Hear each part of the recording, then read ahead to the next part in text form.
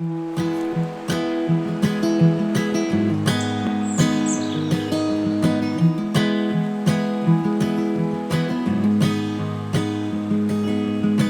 be right behind you, Josephine. L'automne s'installe dans la vallée du Scorff.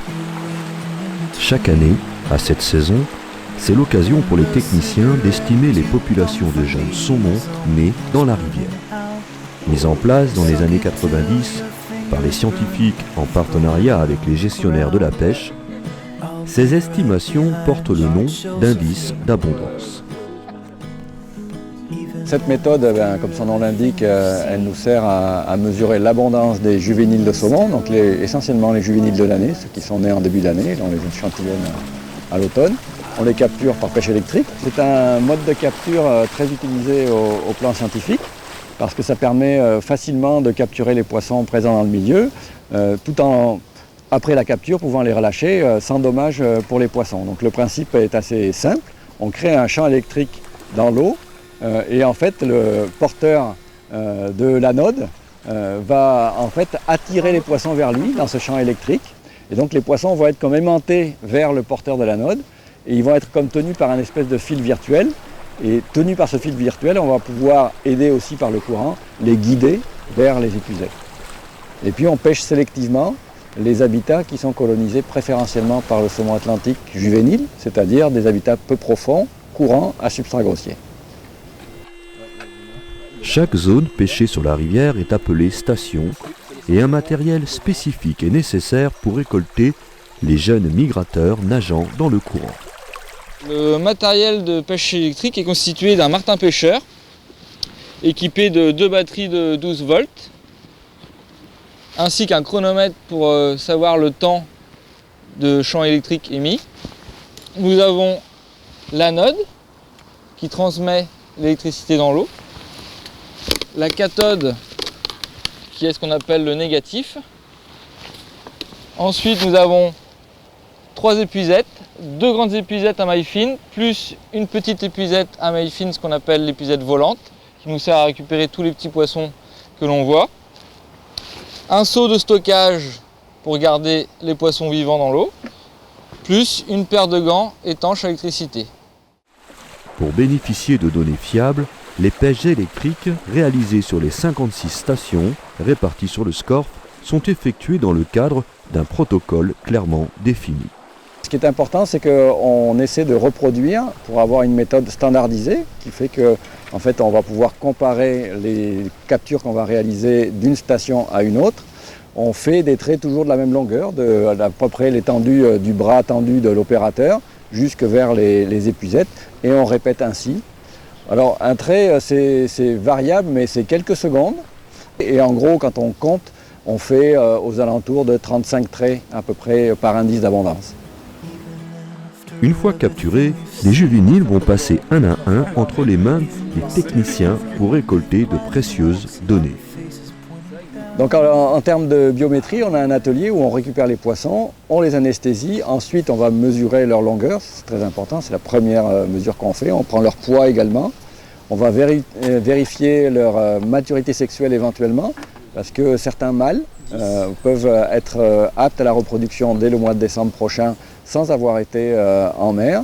Et puis on va aussi en profiter pour leur poser des marques individuelles, des petites puces électroniques qui nous permettent de les reconnaître. Ça c'est un programme très important qu'on mène maintenant depuis plus d'une dizaine d'années et qui va nous permettre éventuellement, si on recapture ces poissons plus tard, de connaître leur origine et l'histoire de leur vie. Cette méthode, elle cible essentiellement les juvéniles, ce qu'on appelle 0+, c'est-à-dire les juvéniles de l'année. Donc ceux qui sont nés, on va dire, qui ont éclos, qui sont sortis dans le milieu extérieur aux alentours du mois de mars. Et donc là, on les récupère à peu près 6 mois plus tard. Ils vont faire entre les plus petits 50 mm, les plus gros 100 mm. Donc c'est eux qu'on cible préférentiellement, même si on va aussi capturer des juvéniles qui ont 1 an de plus et qui sont toujours dans la rivière. Eux, ils vont faire les plus petits 100 mm et les plus gros vont faire 150, 160 mm. Une partie des juvéniles de l'année vont partir au printemps prochain à l'âge d'1 an vers la mer, comme saumono ou smolt, et une autre partie, les plus petits, vont rester une année supplémentaire et on va également pouvoir les capturer ici. C'est une méthode qui a été mise au point ici sur le Scorff. Alors, on les fait depuis plus de 25 ans maintenant ici, mais ça a été diffusé à travers toute la Bretagne et ça permet d'avoir un réseau à l'échelle de toutes les rivières de Bretagne, un réseau de surveillance ce qu'on appelle le recrutement, c'est-à-dire l'arrivée de la nouvelle génération et la force de cette nouvelle génération. Et chaque année, on mesure la force de la nouvelle génération qui vient de naître. Alors ces données qui sont collectées sur le Scorff, donc là où on a démarré et là où on a la série la plus longue en Bretagne, qui est un peu notre série bretonne de référence, mais c'est aussi bien entendu, comme je l'ai dit, collecté à l'échelle de la Bretagne. Et ça nous sert ensuite à caler en fait à comprendre la dynamique de renouvellement des populations bretonnes et pouvoir caler au mieux dessus les mécanismes et les mesures de régulation de l'exploitation par pêche de ces populations. Depuis plusieurs années, les indices d'abondance ont permis de constater une augmentation de la population des jeunes saumons. Serait-ce prometteur pour les pêcheurs? C'est pas parce qu'on a un bon indice d'abondance qu'on va avoir une bonne remontée par la suite. Tout simplement parce qu'il y a des conditions qui peuvent arriver, conditions hydrologiques, des conditions pollution, on peut parler, ou autre chose.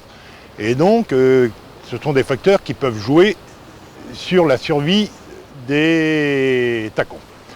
Mais lorsqu'on regarde les résultats, on s'aperçoit qu'il y a des stations qui bougent, que les résultats ne sont pas tout le temps les mêmes. Et donc ce qui serait intéressant, ça serait d'aller un peu plus loin sur l'analyse, dans les données, pour savoir justement pourquoi une fluctuation d'une station à une autre, pourquoi la partie basse qui était peut-être bonne il y a 10 ans, maintenant est rendue moins bonne. Et je pense que ces analyses seraient faites. Ça serait intéressant de pouvoir travailler après en tant que gestionnaire, station par station, en disant sur cette station-là il y a un problème, qu'est-ce qu'on peut faire pour l'améliorer, qu'elle devienne meilleure que par rapport à ce qu'elle est. Et je pense qu'il y a plein de choses à faire là-dessus. Aujourd'hui, les saumons n'ont pas accès à toutes les frayères du Scorff. Pourtant, il est nécessaire d'augmenter les surfaces de reproduction. À l'approche de l'hiver, les géniteurs seront bientôt sur les frayères disponibles. La prochaine étape pour les techniciens sera de recapturer ces reproducteurs pour compléter le suivi des populations de ce grand migrateur. Guess it's only been a year, but still it feels like 34. I don't feel like I am living in the same skin anymore. Now hold my hand, hold my breath. There's nothing in this world we really own. And Jesus Christ, if you tore my heart out, the only thing I'd feel is less alone.